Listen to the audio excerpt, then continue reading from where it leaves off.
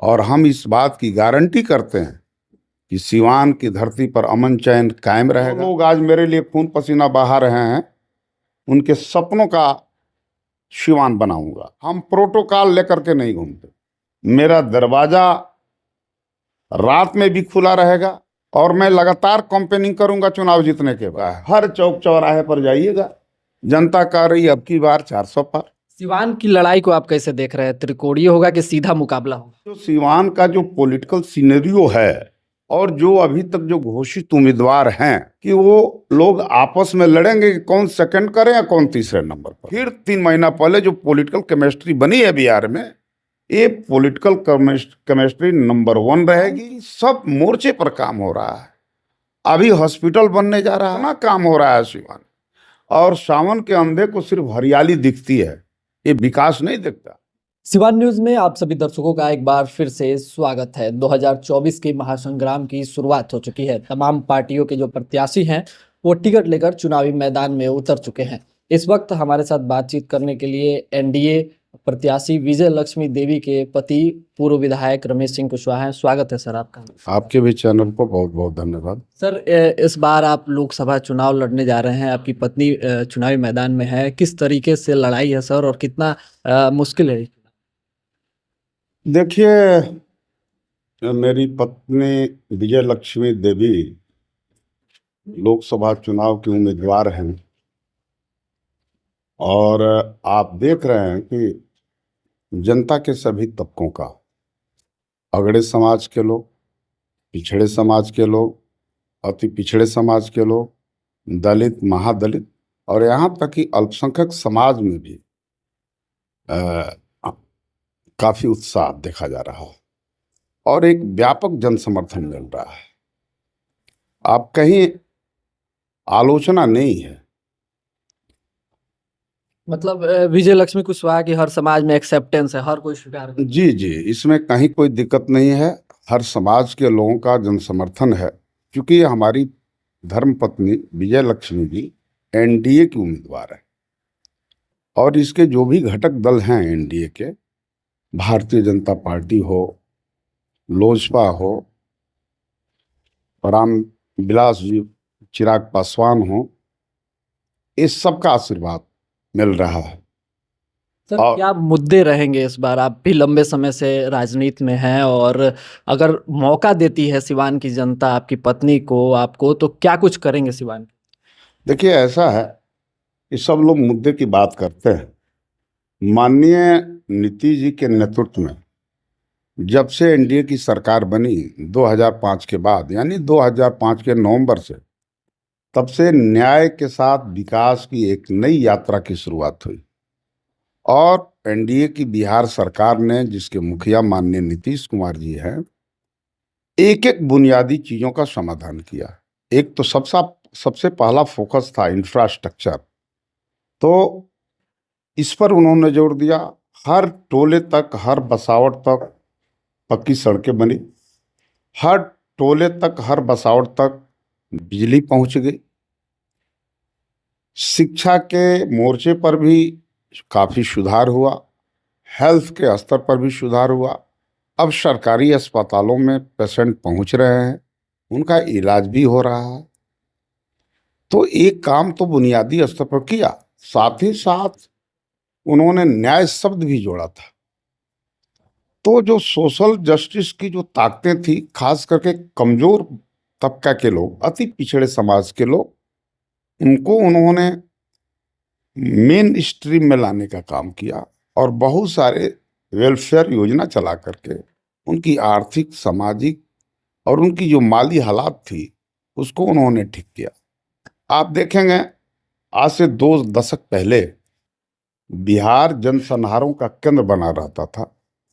आए दिन संगठित आपराधिक गिरोह चल रहे थे, जिनमें सत्ता का आशीर्वाद था। आज वो सारे के सारे गिरोह वो ध्वस्त हो गए। आज बिहार में कोई निजी सेना नहीं बची है। तो एक काम माननीय नीतीश जी ने किया और 2014 से जब मोदी जी की सरकार देश में बनी,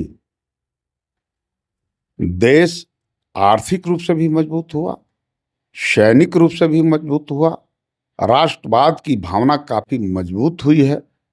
और मोदी जी कहते हैं कि सबका साथ सबका विकास, यानी समाज के सबसे निचले पायदान पर खड़े रहने वाले से लेकर के और महल में रहने वाले लोग, सबको एक धागे में मोदी जी ने जोड़ने का काम किया। जातियां कमजोर हुई है और एक समूह बन रहा है, और इस समूह का प्रतिनिधित्व माननीय मोदी जी कर रहे हैं। तो इस ढंग से देखा जाए तो अ, देश की जनता के अंदर, बिहार की जनता के अंदर और खास तौर से सीवान में एक मोदी और नीतीश जी के प्रति बहुत ही आकर्षण देखा जा रहा है। समाज के सभी हिस्सों में, सभी वर्गों में। ये कोई बनावटी बात और काल्पनिक नहीं है, ये यथार्थ है, ये सच्चाई है। जैसे कि तमाम सरकारें अपनी नीतियां लाती है, वेलफेयर की स्कीम्स लाती है, वो तो सरकार स्तर से, लेकिन लोगों की जो मूलभूत यहाँ सिवान की कुछ समस्या है, जैसे कि सिसवन ढाला की समस्या जो है, उसको लेकर तमाम लोग कई बार आंदोलन किए हैं। आपकी सरकार ने उसको पास भी किया था, नीतीश गवर्नमेंट ने, लेकिन वो कहीं ना कहीं क्लियरेंस को लेकर अभी तक फंसा हुआ देखिए, ऐसा है कि सिवान में लोगों को जो विकास कुछ लोगों को नहीं दिखता है, वो अपने पुराने मॉडल को दिखाते रहते हैं। खासतौर से 90 के दशक का जो विकास था, जिस ढंग से क्षेत्रीय छत्रप लोग उभरे थे, और वो विकास का मॉडल एक नकारात्मक मॉडल था। अब कहीं निजी कॉलेज बन गए हों, वो विकास के दायरे में नहीं आते। कोई बड़ा, कोई निजी, कोई हॉस्पिटल बनवा दे, कोई इंजीनियरिंग कॉलेज ही खुलवा दे, वो अपने अर्निंग के लिए खोले। तो वो अपने निजी फायदे के लिए खोलता है। इस सरकार में उल्टा हुआ, इंजीनियरिंग कॉलेज, सरकारी इंजीनियरिंग कॉलेज खुल गया, जिसमें छात्र पढ़ रहे हैं, सारे खर्चे सरकार उठा रही है। इस सरकार में मैरवा में मेडिकल कॉलेज बन गया, और वहां मेडिकल कॉलेज में छात्र पढ़ेंगे भी और इलाज भी होगा, ये दोनों होगा वहां। तो ये बताइए, वो मॉडल सही था कि ये मॉडल सही था? यहाँ की जनता विचार करे। पहले बिहार की सड़कें गड्ढे में थी कि सड़क गड्ढे में थी, ये पता नहीं चल रहा था। उस दौर में चरवाहा विद्यालय खोला जा रहा था, और इस सरकार में बीपीएससी के जरिए योग्य टीचरों की बहाली हो रही है।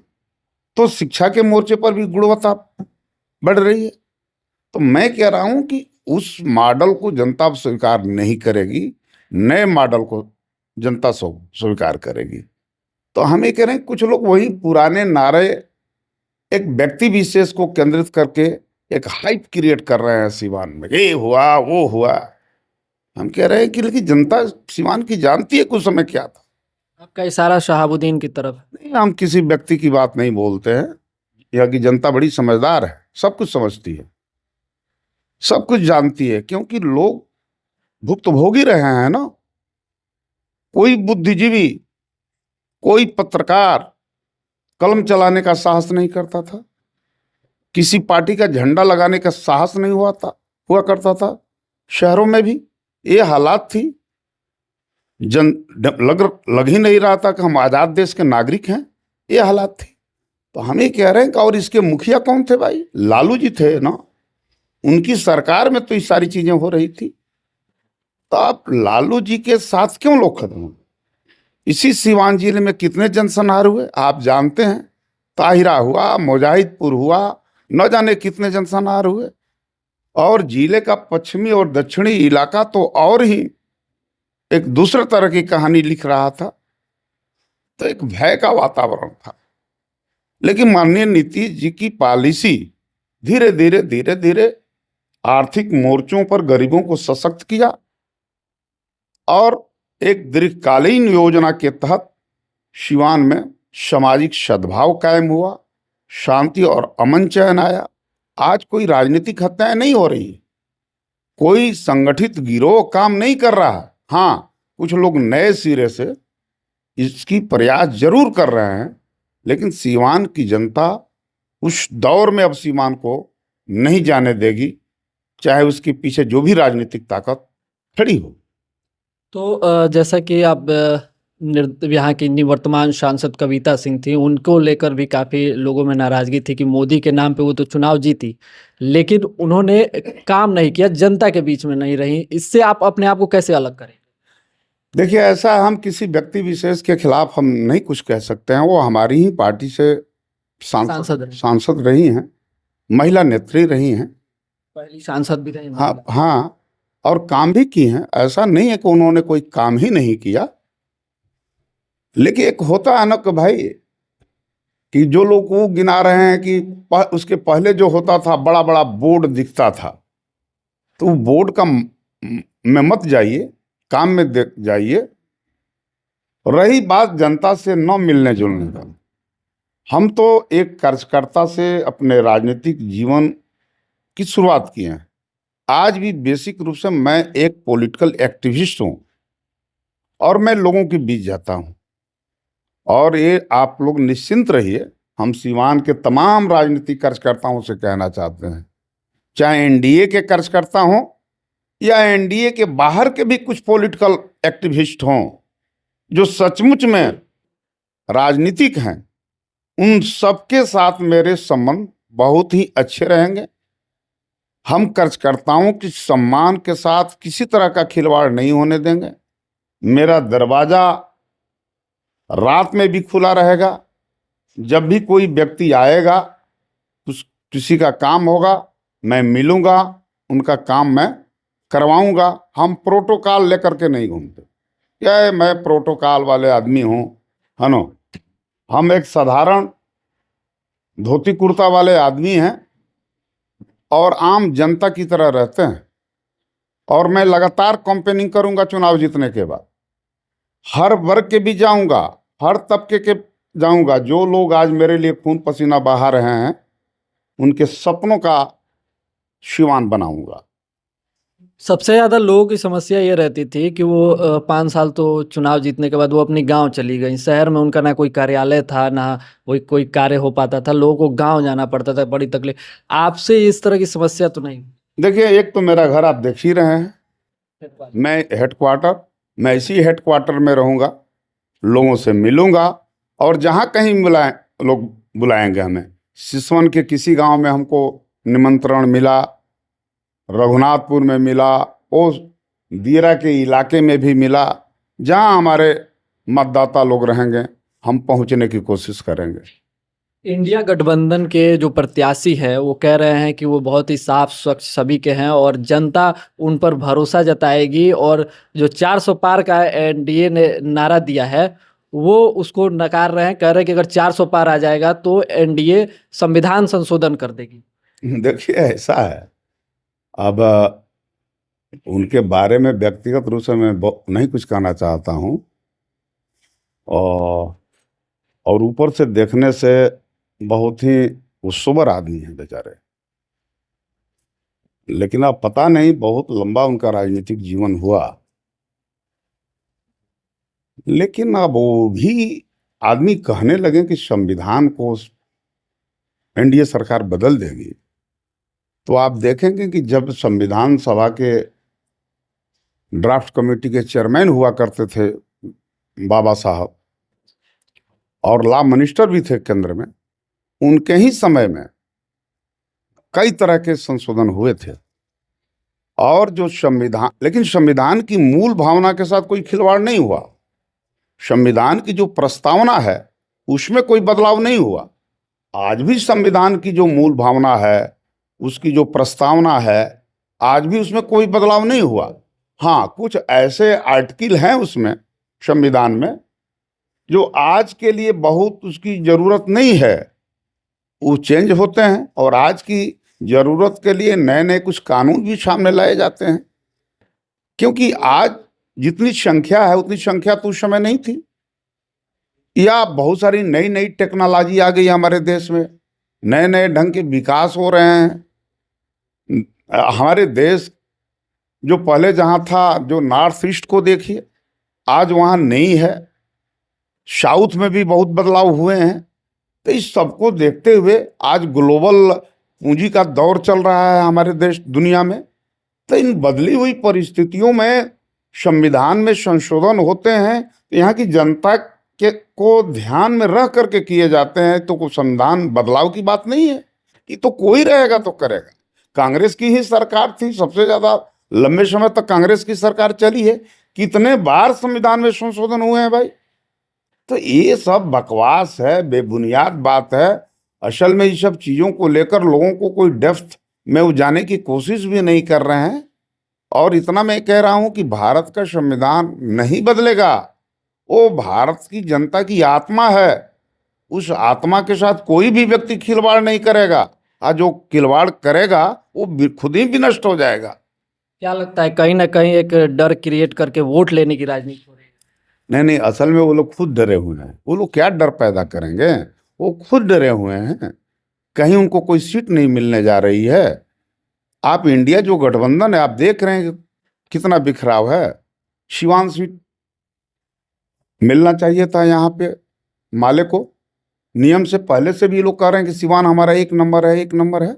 लेकिन ये लोग लालू जी को नहीं जानते हैं, ये लोग ठीक से नहीं समझे। लालू जी 90 के दशक में जब आईपीएफ हुआ करता था, तो इनके 4 विधायकों को लालू जी तोड़ लिए थे। और लालू जी फिर वही नीति लगाए हैं कि माले अगले विधानसभा चुनाव आते आते माले खत्म हो जाए। इनको कहाँ सीट मिला है जी? काराकाट मिला है, आरा मिला है, नालंदा मिला है। नालंदा में इनके पास 10,000 वोट नहीं है, और जहाँ 2 विधायक थे वहां सीट नहीं मिला। ये तो इस संगठन को बर्बाद कर देने का ही लालू जी ने सोचा है, खत्म हो जाए। तो ये खत्म हो जाएंगे चुनाव के बाद। और आप देखिएगा उनकी जनता, उनका जनाधार मेरे साथ खड़ा हो जाएगा, यानी एनडीए के साथ खड़ा हो जाएगा। और कुछ चंद नेता हैं जो बड़बोले हैं, वो कुछ बोलते रहेंगे, उसे कोई फर्क पड़ने वाला नहीं है। क्योंकि आज भी जो उन लोगों का इशू था, वो सारा कमवा तो नीतीश जी कर रहे हैं और मोदी जी कर रहे हैं। हर महीने 5 किलो अनाज फ्री में उनको दिया जा रहा है। अभी घोषणा हुआ है, एनडीए सरकार ने किया कि अगले 5 वर्षों तक हम 5 किलो राशन गरीबों तक पहुंचाएंगे। ये काम तो अभी सरकार कर रही है। अति पिछड़ों को पंचायत निकाय से लेकर के आरक्षण मिला। बिहार एक पहला स्टेट था जहां 33% महिलाओं को आरक्षण मिला सरकारी सेवाओं में। आप जाकर हर चौराहे पर देखिए, अगर 5 पुलिस वाले हैं तो 2 महिला सिपाही वहां खड़ी है। तो महिला मोर्चे पर भी नीतीश कुमार जी ने बहुत बड़ा काम किया। और यही कारण है विपक्ष के पास आज कोई इशू नहीं मिल रहा है। कोई इशू नहीं है विपक्ष के पास। एक ही बात सब करें कि संविधान खतरे में है, संविधान खतरे में। अरे संविधान खतरे में नहीं है, तुम्हारी पार्टी खतरे में है। तुम्हारी पार्टी बचने वाली नहीं है। ये इंडिया गठबंधन खतरे में है। ये हालात हो गई है। वो लोग तो कह रहे हैं कि एक तरफ से आप लोग विपक्ष ही खत्म कर देना चाहते हैं, जिस तरह से ईडी और सीबीआई का डर दिखा कर लोग पार्टियों को, नेता को गिरफ्तार कर लेते हैं। अच्छा ये बताइए, चोरी आप करेंगे तो ईडी जाएगी, सीबीआई जाएगी। अगर पाक साफ हैं तो भाई कानून है ना, आप कानून का दरवाजा आप खटखटाइए। अगर आपके ऊपर नाजायज हो रहा है तो क्यों डरते हैं ईडी से, क्यों डरते हैं आप सीबीआई से? मत डरिए। तो सवाल ये तो उनका प्रोपगंडा है। हम कह रहे हैं जो कांग्रेस की हुकूमत थी, क्या उसमें घोटाला नहीं हुआ था, भ्रष्टाचार नहीं हुआ था? हुआ था। तो हम ये कह रहे हैं कि ये लोग बचाव कर रहे हैं। आज भी देखिएगा, अगर कोई पूछा जाए उनसे कि यहाँ तो नरेंद्र मोदी जी चेहरा है, एनडीए गठबंधन वालों से पूछा जाए, इंडिया गठबंधन वालों से कि बताओ तुम्हारा चेहरा कौन है प्रधानमंत्री का, क्या कोई जवाब है इनके पास? वो लोग तो राहुल गांधी से लेकर दीपांकर भट्टाचार्य तक बता रहे हैं कि सब हमारे पास A1 क्लास के नेता हैं। अरे भैया, जिसको पिछले लोकसभा चुनाव में कांग्रेस को कितना सीट आया था? 48 के आसपास था। माले 0 पर आउट था। अब यही लोग बन जाएंगे? कैसे बनेंगे? हम कह रहे हैं कि इंडिया गठबंधन के पीछे जो नीतीश जी का दिमाग था, जैसे ही नीतीश जी हटे, इंडिया गठबंधन धाराशायी हो गया, टाँ फिश होकर के रह गया। एक परसेप्शन था। आज तक इंडिया गठबंधन के तरफ से जो एजेंडा पेश करना चाहिए था नेशन के सामने, इन्होंने कोई एजेंडा पेश नहीं किया कि किस एजेंडे पर ये चुनाव लड़ेंगे। तो ये सब बकवास करते हैं। पहले वो एजेंडा पेश करें, नेशन के सामने कोई कार्यक्रम लेकर के आवें, इंडिया गठबंधन का कोई चेहरा फेस करें, तब उस पर बात हो सकती है। अभी तो कोई चेहरा ही नहीं है, बकवास के अलावा कुछ नहीं है। इस बार कहा जा रहा है कि 400 पार तो अन्य जगह से हो जाएंगे, लेकिन हम लोग अपना कम से सांसद चुना जाए, तो इसको कैसे देखते हैं इस बार सांसद चुनने की बात? देखिए, सांसद किस लिए चुना जाता है? सांसद चुना जाता है प्रधानमंत्री बनाने के लिए, सरकार बनाने के लिए। हाँ, ये बात सही है, कुछ लोग विपक्ष में भी बैठने के लिए जाते हैं तो जाएं। अगर कुछ कुछ सीटें उनको आती है तो हम लोग स्वागत करेंगे, कोई दिक्कत तो है नहीं। ये डेमोक्रेसी है, लोकतंत्र है। लेकिन इतना मैं जानता हूं, बिहार में 40 सीटें हैं। पिछले बार 39 एनडीए जीता था, ये सब आप लोग जानते हैं। इस बार 40 में 40 सीट एनडीए जीतेगा बिहार में। विपक्ष खत्म हो जाएगा, रहेगा ही नहीं विपक्ष। और विपक्ष को केंद्र की सरकार खत्म नहीं कर रही है, देश की जनता खत्म कर रही है, क्योंकि विपक्ष के पास कोई कार्यक्रम ही नहीं है। इसीलिए विपक्ष खत्म हो रहा है, कोई खत्म कर नहीं रहा। विपक्ष के पास राजनीतिक न इशू है, न पब्लिक को देने के लिए कोई इशू है। इस कारण से विपक्ष खत्म हो रहा है। मोदी की गारंटी की बात की जा रही है, क्या मोदी की गारंटी पर जनता को भरोसा होगा इस बार? देखिए, 200% भरोसा हो रहा है, तभी तो मोदी जी के साथ जनता खड़ी है। आप देखिए, 2014 में चुनाव हुआ, उसमें कुछ कम सीटें आई थी, सरकार बनी थी। और 2019 में चुनाव हुआ तो अकेले मोदी जी की पार्टी को 303 सीटें आई। अगर उनके पूरे गठबंधन को जोड़ लिया जाए तो लगभग 350 के आसपास सीटें थी। और इस बार जब मोदी, जो कहा जा रहा है कि अब की बार 400 पार, ये मोदी जी ने नारा नहीं दिया है, ये बीजेपी का नारा नहीं है, देश की जनता का नारा बन चुका है। हर चौक चौराहे पर जाइएगा, जनता कह रही अब की बार 400 पार। तो ये जनता का नारा है, ये जनता ने ही कॉल दिया है, और इस कॉल पर जनता खड़ी हो रही है। 400 पार में सिवान का भी नाम हो, 400 पार की जो ये आंकड़ा है उसमें सिवान का भी योगदान रहेगा? हाँ, बिल्कुल रहेगा। और पूरा पूरी सिवान जो है उसमें बल्कि कुछ आगे ही दिख रहा है सिवान। कहीं कोई इसमें संशय किंतु परंतु अब नहीं रह गया है। सिवान की लड़ाई को आप कैसे देख रहे हैं? त्रिकोणीय होगा कि सीधा मुकाबला होगा? देखिए, यहाँ पे तो अब क्या करें, तो जनता से पूछिएगा तो जनता बेहतर बताएगी। लेकिन हमें लगता है कि जो अन्य प्रत्याशी होंगे वो कौन दूसरे नंबर पर हों और कौन तीसरे नंबर पर, ये लोग आपस में वो लोग प्रतियोगिता कर रहे हैं। हमसे किसी की प्रतियोगिता नहीं है। लड़ाई में असल में वो है ही नहीं, लड़ाई से जनता ने आउट कर दिया है उन लोगों को। आपका सारा महागठबंधन आरजेडी के टूट पर? नहीं, कहाँ हम आरजेडी में टूट की बात तो हमने कहा नहीं। लेकिन जो सीवान का जो पॉलिटिकल सिनेरियो है और जो अभी तक जो घोषित उम्मीदवार हैं, तो हमें लगता है कि वो लोग आपस में लड़ेंगे कि कौन सेकंड करे या कौन तीसरे नंबर पर रहे। ये उनके बीच चल रहा है, तो उससे कोई मतलब नहीं है। हाँ, डेमोक्रेसी है, लोकतंत्र है, सबको लड़ना चाहिए। एक चीज मैं जरूर कहूंगा कि लालू यादव की जो पार्टी है वो न सिर्फ बिहार को बर्बाद किया बल्कि अपनी पार्टी को भी वो बर्बाद कर दिया। किसी राजनीतिक कार्यकर्ता को ध्यान में ही नहीं रखती। वहां चाहिए कि कौन पैसा वाला आदमी है, कौन 100-200 करोड़ दे देगा, उसको टिकट दे दो। सोशल समीकरणों का ख्याल नहीं रखा गया। और तो भाई कौन जाएगा उस पार्टी में? और उस पार्टी के लीडर ही, उस पार्टी में जो अन्य एमपी एमएलए लड़ने के लिए तैयार हैं, किसी की प्रतिष्ठा रहती है क्या? दिन भर सवेरे उठते हैं तो लालू यादव को पैर छूना है, राजमाता राबड़ी देवी का पैर छूना है, मीसा जी को सलामी ठोकनी है, तेजस्वी की सलामी ठोकनी है। आप तेज प्रताप को सलामी नहीं ठोकिएगा तो तुरंत गालियों सुन लीजिएगा। ये हालात है वहां पे। तो वहां जो सभ्य सुसंस्कृत किस्म के लोग हैं वहां रहना भी नहीं चाहते। और इसके केंद्र में है लालू जी। लालू जी राष्ट्रीय जनता दल नहीं है, ये गिरोह हो गया है कुछ लोगों का। तो ये गिरोह मुकाबला नहीं कर पाएगा एनडीए का। और यहां देखिए सिस्टम है, सब कुछ सिस्टम से काम होता है। यहां जनता दल यू में जाइएगा, यहाँ 10 जगह आपको चक्कर काटने की जरूरत नहीं है, सब कुछ सिस्टम से हो जाता है, सब अध्ययन किया जाता है।